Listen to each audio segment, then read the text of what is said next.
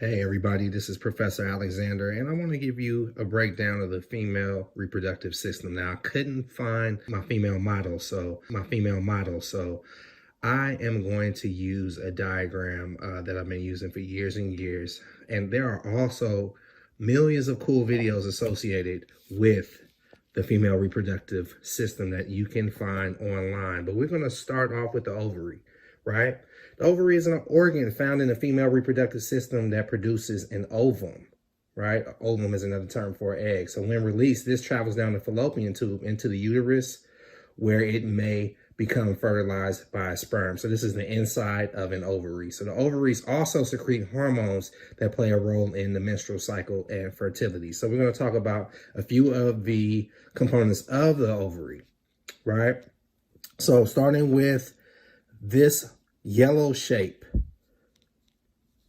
this is the corpus luteum. So your corpus luteum is a completely normal cyst. Most times when we think of cyst, we think of it as a cancer forming tissue, but it's a completely normal cyst that forms on the ovary every single month in women of childbearing age, right?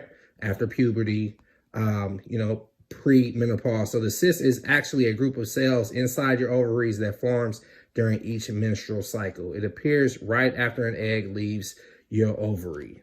That's this, okay? Now, the ovum, okay? The ovum is right here, number 3, okay? Now, an ovum is an egg. It's a female reproductive cell. An individual ovum is visible to the naked eye and one of the largest single cells in the body.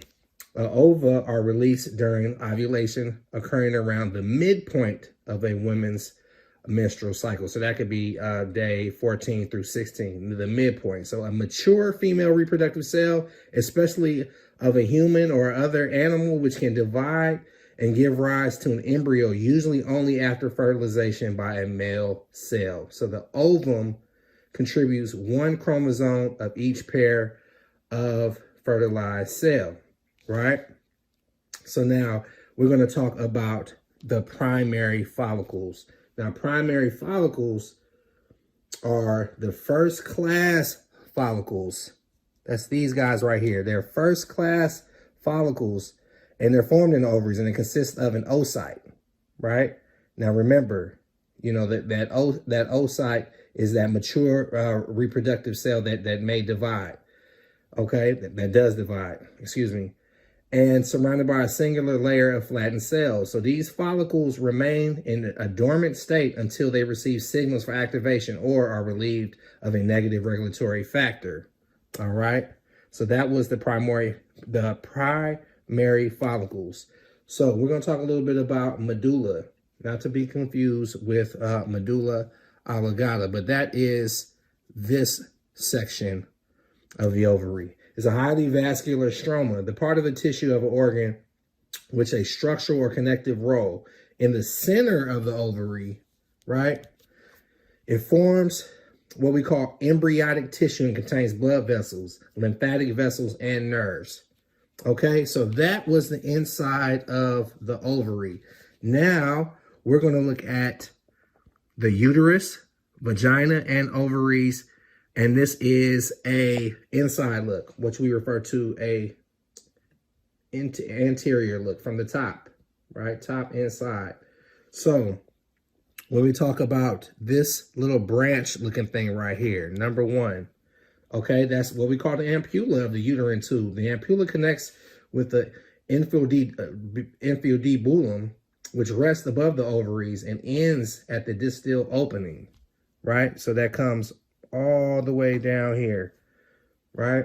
And what it does is the opening is surrounded by fimbriae, which help the collection of the oocyte, right? You see how these fimbriae, these little fan-like features, is connected, is trying to gather up the egg, okay? And the opening is surrounded by a fimbriae, which help the collection of the oocyte. Now, remember, once again, the oocyte is a cell in the ovary which may undergo meiotic division to form an ovum. Okay? Now, the fimbriae Number 4, fimbriae of the uterine. The fimbriae of the uterine tube is also known as the fimbriae tubae, or small finger-like projections at the end of the fallopian tube through which eggs move from the ovaries to the uterus. The fimbriae are connected to the ovary, right? So now, as we mentioned from the previous diagram, the ovary is an organ found in the female reproductive system that produces an ovum. So I'm a teacher, I'm a professor, so sometimes I'm going to repeat myself. And when released, this travels down the fallopian tube into the uterus, right? And it is within the uterus that the fetus develops during gestation. You understand? So these are the eggs, and they travel through the fallopian tubes, right? So the cervix, okay, the cervix is right here. All right, cervix is right here. And that's the end of the womb, the lower end of the uterus, the end of the womb. It's at the top of the vagina. It's typically about 2.5 to 3.5 centimeters, or 1 to 1/3 of an inch long. The cervical canal passes through the cervix. It allows blood from the menstrual period and a baby or fetus to pass through the womb, right? To pass through the womb into the vagina, all right? Now, the vagina wall. This right here is what we call the vagina wall. And the vagina wall is made up of muscles covered in mucous membrane, right? This is the vagina wall. Similar to the tissue in your mouth, the wall contains layers of tissue and has like elastic fibers. And the surface of the wall also, this is a continuance of the female reproductive system. So I want to talk about the muscles of the female perineum. This is the interior view, the inside. So when we're talking about the vaginal orifice, which is number 12, this opening right here, this is called the vaginal orifice. And it simply means the opening of the vagina itself. The labia are the two places closer to the vaginal orifice, right? Labia minora is the inside lips, and the labia majora are the outside lips, right? And further away from the vaginal orifice, or the labia majora, in the back and the top of the vagina sits the cervix. Okay, so the cervix is simply the window to the uterus. Okay, so the urethral orifice, that's this right here. The urethral orifice is the internal opening of the urinary bladder into the urethra. This right here. So this part right here carries bladder from the urethra out. Okay, and I want to highlight this structure right here that goes all the way across. We refer to this as the superficial transverse muscle. Now, the superficial transverse perineal muscle is a transverse strip of muscle that runs across the superficial perineal space. Okay, it runs across the superficial perineal space anterior to the anus, right? The anus, which is number 14. Okay, number 13, this is the Gluteus Maximus muscle. The Gluteus Maximus muscle works with other muscles to extend the hips, right? It contracts, they all work in unison. Now we're going to look at the full-term pregnancy, okay, in its stages. Now, number 1, as we know, this is called the placenta. The placenta is a flattened circular organ. That's this right here. The placenta. Flattened circular organ in the uterus of pregnant mammals. Okay, and nourishing and maintaining the fetus through the umbilical cord. Right? So this is the umbilical cord. Okay?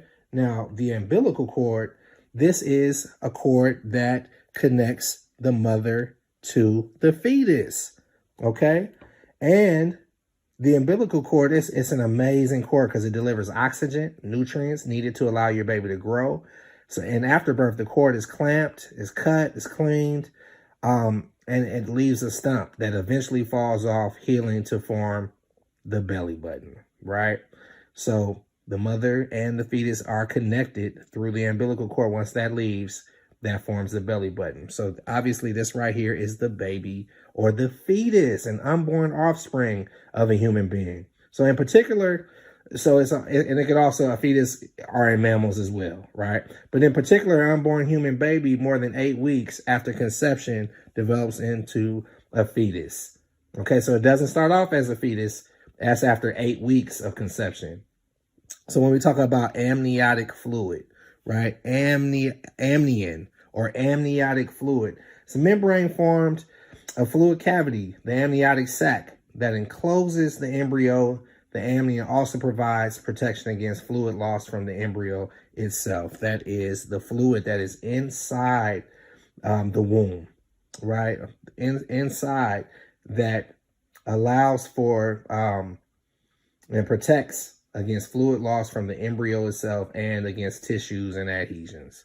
All right. There's many videos online on the female reproductive. I'll be sharing those with class.